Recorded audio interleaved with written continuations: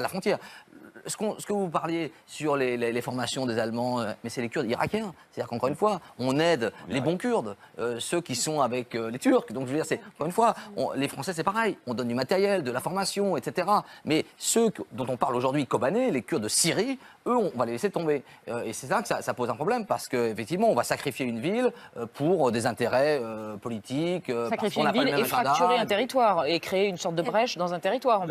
Non, vraiment, cette zone que la Turquie insiste pour dire, voilà, on voudrait quand même créer une zone tampon. Ah, alors, la zone tampon. Ben voilà, la zone tampon, c'est quelque chose de très, très dangereux pour les Kurdes. Vous savez que le régime Baas, Hafez al-Assad, donc avant qu'il arrive au pouvoir, ils ont fait un projet qu'on appelait la ceinture arabe. C'était quoi ce projet de ceinture arabe?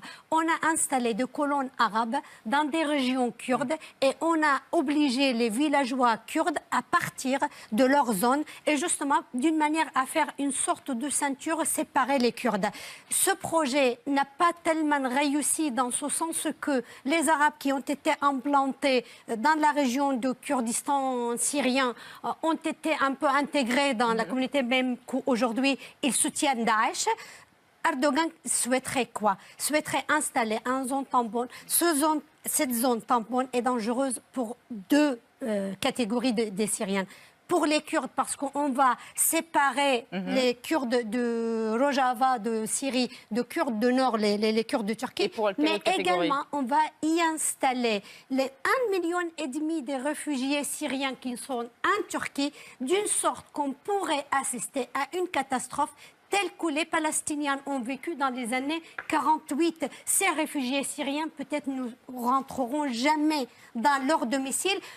Erdogan va s'en débarrasser, il va mettre ses réfugiés syriens dans une zone dans le nord et comme ça, il est tranquille de tous les côtés. Ça, c'est le scénario catastrophe. Bien sûr. En deux mots, si vous voulez, la zone tampon voulue par la Turquie est au profit de la Turquie. Voilà, c'est tout. Ça n'a aucun rapport. Ils veulent se débarrasser. Voilà. Vous vous souvenez, au début du conflit, Davutoglu avait dit, le ministre des Affaires étrangères avait dit, la Turquie ne peut pas accueillir plus de 100 000 réfugiés. Mais il y en a pas 1,5 million. Ah, il y en a 1,5 million. Donc là, ils veulent les faire repasser de l'autre côté, créer cette zone. Sauf que le problème, c'est que pour créer une zone en territoire syrien, pas en territoire kurde, il faut l'aval du Conseil de sécurité. Et les Russes et les Chinois diront non. À court terme. Donc il n'y aura pas de zone tampon. Il n'y aura pas de zone, non. À court terme, Gérard Chaliand, le grand gagnant de ce puzzle, c'est quand même l'État islamique, parce qu'il va pouvoir prendre cette grande ville. Finalement, il a obtenu une forme de neutralité des Turcs, et donc il continue à s'étendre. Oui, il y a deux vainqueurs dans cette affaire.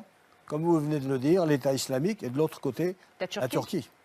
Indiscutablement. Mais la Turquie est dans l'OTAN. Est-ce que les Américains, à un moment, ne vont pas dire il faut que vous choisissiez votre camp? Officiellement, la Turquie fait partie de la coalition contre Daesh. Il y a un double langage.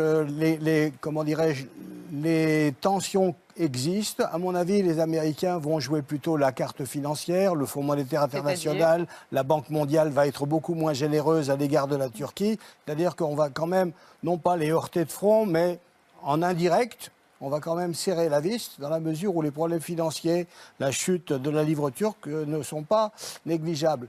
Mais leur imposer quelque chose sur le plan politique, c'est très difficile parce que M. Erdogan déteste que l'on lui fasse la leçon.